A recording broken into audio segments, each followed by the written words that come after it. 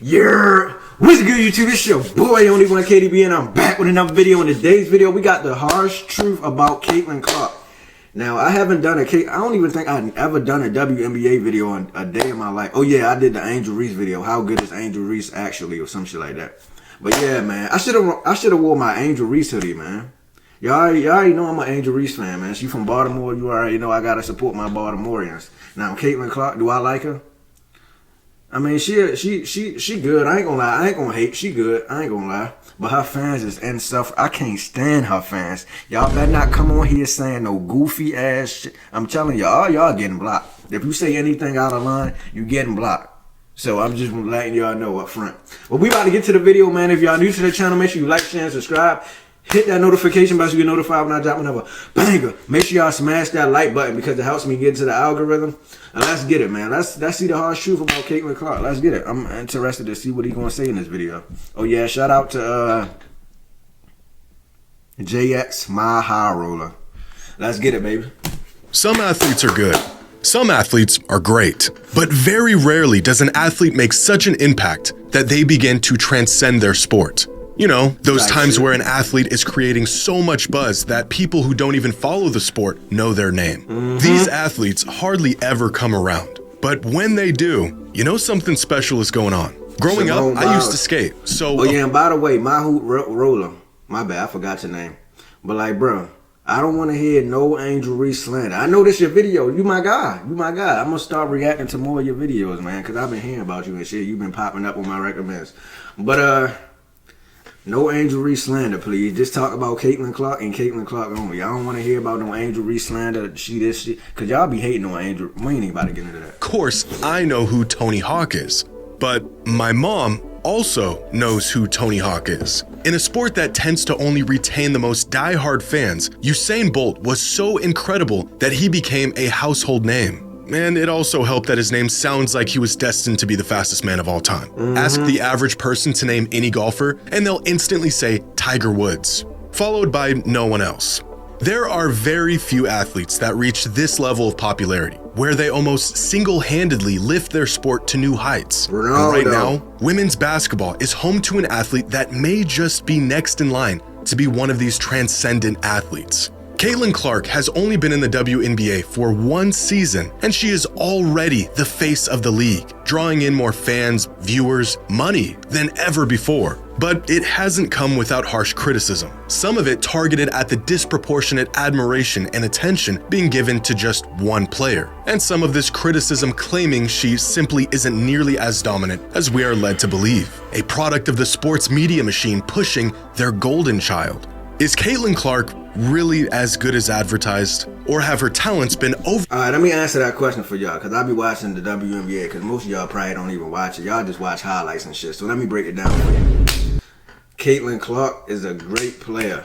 A good player, my bad. My only issue is she's a cone on defense. Now, don't attack me in the comment section. Like I said, y'all getting blocked. The way you go from good player to great player is being active on both sides of the ball. I don't think she do that. I think she lackluster and below average on defense. She's a great offensive player, but her defense is suspect. So that's why I said she's a good player. Now, is she overrated? I would say more overhyped than overrated. She's a great offensive player, bruh, but her defense is subpar. We just gonna keep it real. I don't think you can be a great player if you don't play both sides of the ball. You playing 50% basketball. But she is transcendent, man. She gonna fill up them arenas. She gonna get all the ticket sales. She gonna make people buy hot dogs and beers at the concession stand. She gonna do all that good stuff. But yeah, man, I think yeah, that's what I think. Do y'all watch the WNBA or y'all just watch Caitlin Clark? Cause some of y'all just watch Caitlin. Her fans are toxic. I'm not saying any other fans. Her fans is worse than LeBron fans. I think the LeBron fans is unsufferable. Like, them people, they get on my goddamn. And I'm a LeBron fan myself. You know what I'm saying? I can't stand LeBron fans. But Caitlin Clark fans got to be the most annoying fan base of any in sports history. I never seen a fan base like this a day in my life. They get on my fucking... I can't... Blown for the sake of the WNBA and the future of women's basketball. And I want to personally thank Caitlin Clark for lifting up our sport. Shout out to CC, man.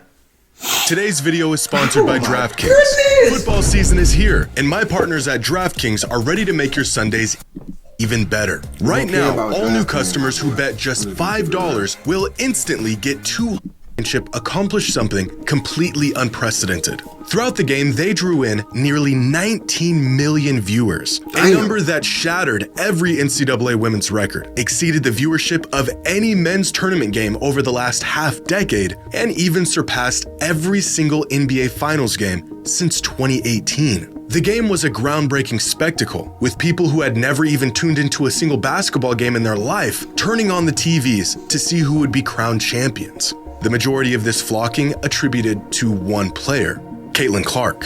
Her unbelievable range and record-breaking performances proving to be must-watch TV. The true testament of her greatness and impact, all of the doubt and borderline detest that quickly followed her ascent. And by the way, why do y'all keep comparing her to Steph Curry, man?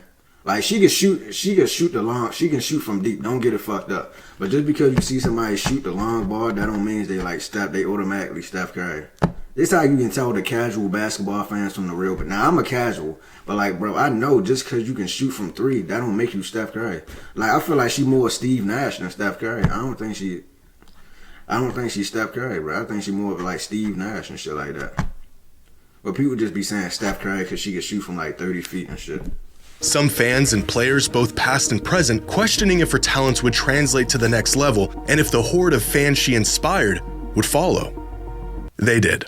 Her WNBA debut attracted the most viewers of any WNBA game in the history of ESPN. Indiana's Sheesh. home game attendance jumped from an average of 4,000 fans last season to an average of over 17,000 fans this season, My a more goodness. than 400% increase in just a single year. Transactions in the Fever's team store jumped over 700%, and WNBA viewership has skyrocketed to levels that even Clark's biggest advocates could not foresee.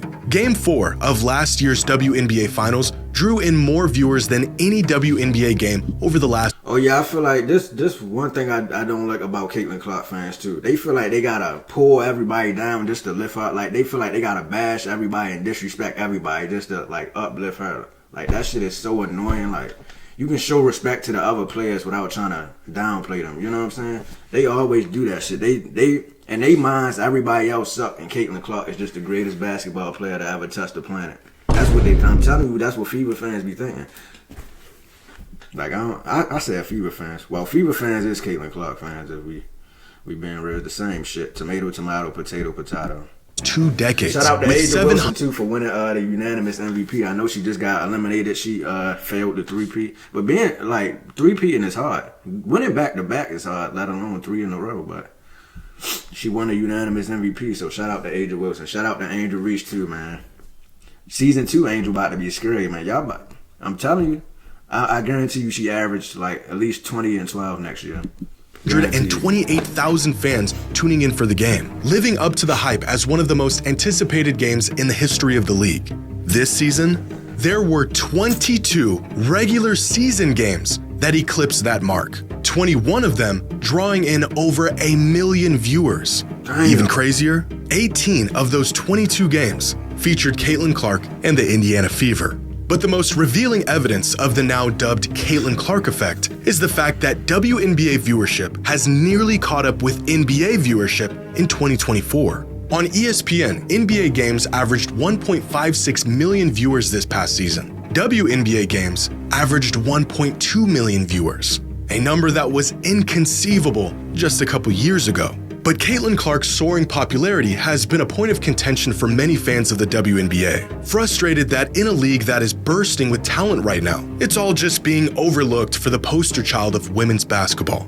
Do Caitlin's abilities actually warrant the hype?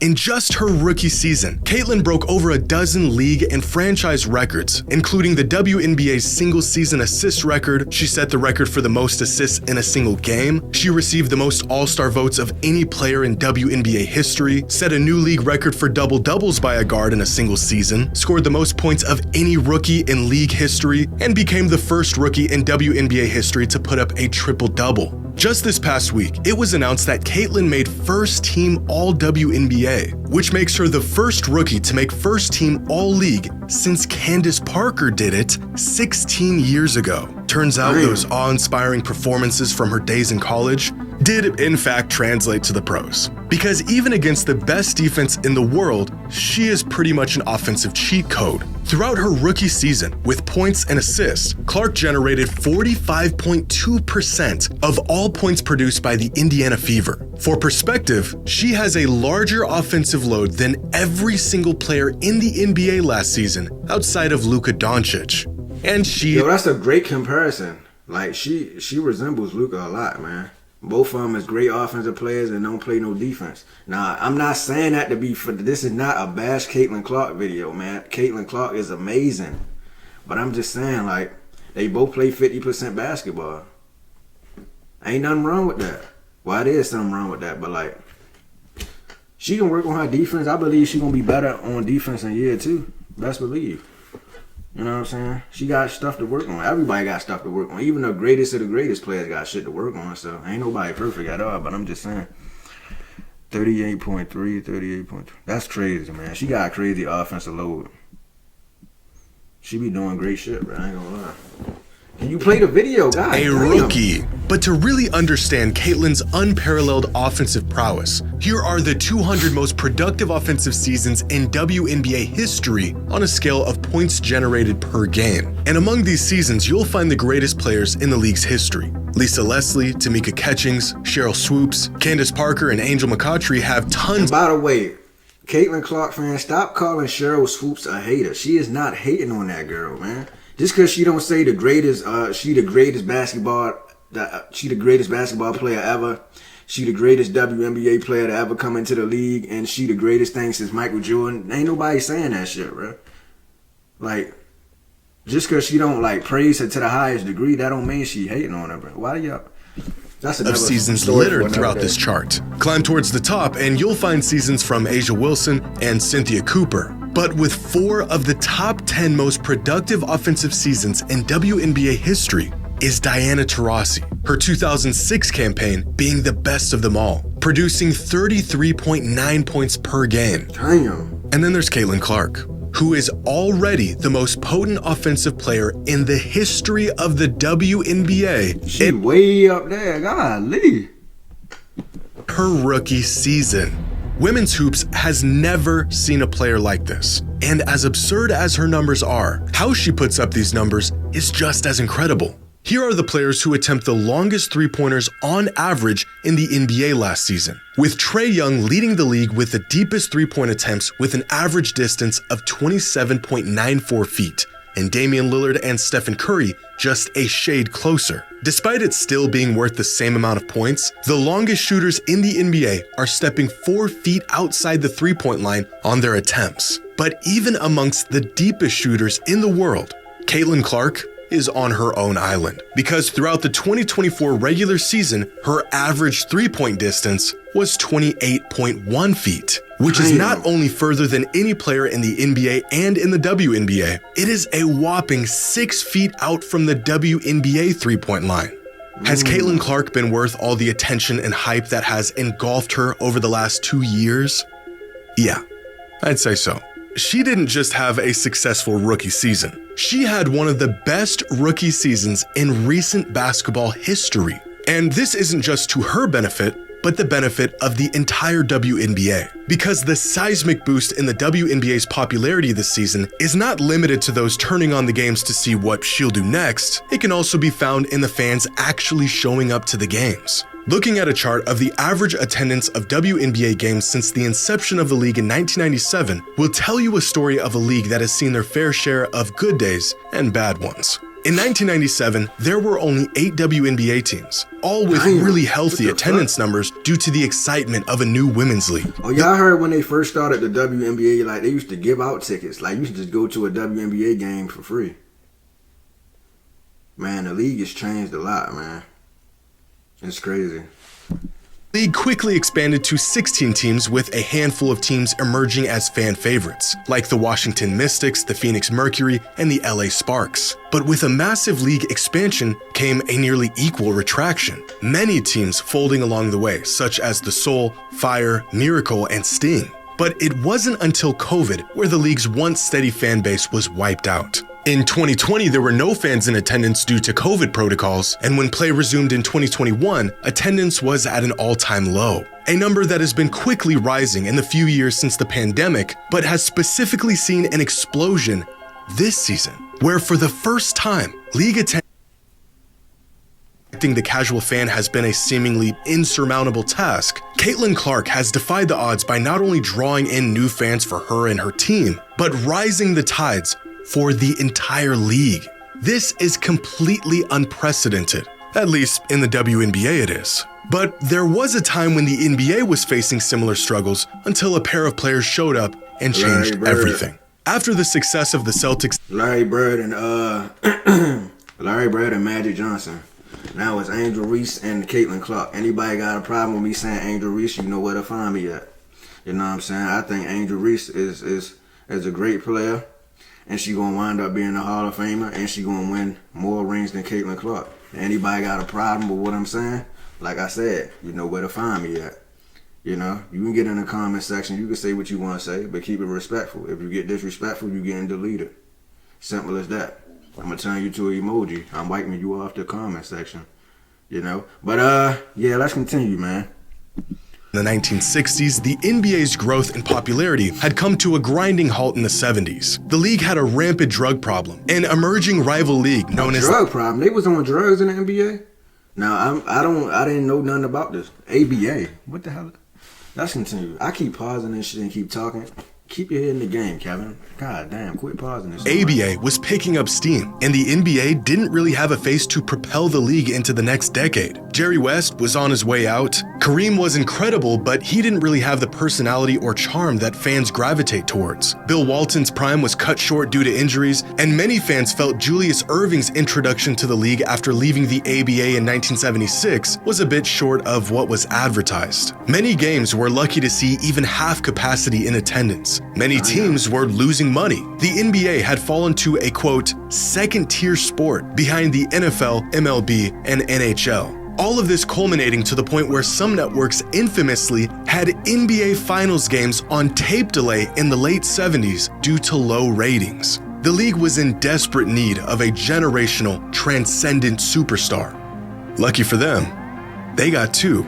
Coming off the most popular rivalry in the history of college basketball, Larry Bird. Yo, I know y'all like making fun of Angel Reese and shit. I don't know why y'all be hating on it so much, but this resembles the Larry Bird and Magic Johnson shit so much, bro. Like Angel Reese and Caitlin had a rivalry in college and shit. As much as y'all wanted, Angel Reese played a big part in this shit too. I know y'all like to discredit her a lot, but I'm telling you, she played a big part in this shit. So we just gonna leave it at that. All the Caitlin Clark fans, don't get in my comment section talking shit. Well, you could say your opinion and what you think and shit like that. I don't mind. But let's continue. And Magic Johnson propelled the league to new heights in the 80s, transforming the NBA from a second-rate league into a behemoth of sports and entertainment. A tandem that many longtime NBA fans say saved the NBA. Now, this isn't to say Caitlin is the second coming of two of the greatest, most important figures in the history of basketball, but her impact on the sport at such an early stage in her career has reached a level reminiscent of some of the most influential athletes of all time relative to their sport. Because her popularity hasn't just affected her, it has had a cascading effect on players across the entire WNBA. Clark has essentially become the gateway to NBA fandom for many people. They come to witness the phenomenon that she is and end up staying once they see just how awesome the league and its players are. Players around the league are signing groundbreaking endorsement deals. Teams now have their own planes and new facilities. Many WNBA players have become household names, some of the most recognizable figures in sports today. There is real, genuine discourse about the games and the players right now that exists beyond the diehard fans. Conversations about the WNBA are now no longer about the legitimacy of the league itself, but instead about its players, records being broken, rivalries, the playoffs, title hopes, the draft, and up-and-coming prospects. It's understandable that Caitlyn's explosion in popularity has caused a lot of tension. Why is she getting all the attention when there's tons of great players around the league doing great things? The answer to that question? Well, it depends on who you ask. But there's no denying the widespread impact Clark has made on the league in just a single season. For years, players in the WNBA pushed for people to give their talents and their skills and the product a chance. And in record numbers, people finally are. Now, what it took to get them to tune in may not be the most ideal circumstance, where for many casual fans, one player is overshadowing the vast majority of an entire league, but it's 1,000 steps in the right direction. Whether the Caitlin Clark effect will have a lasting impact on the league and retain these new viewers and fans and continue to draw in more in the future is something that only time will tell. But one season in, and she is on a path to being one of the very few truly game-changing athletes of her generation. Yeah, And she yes, like that, bro. she's got all the talent to back it up.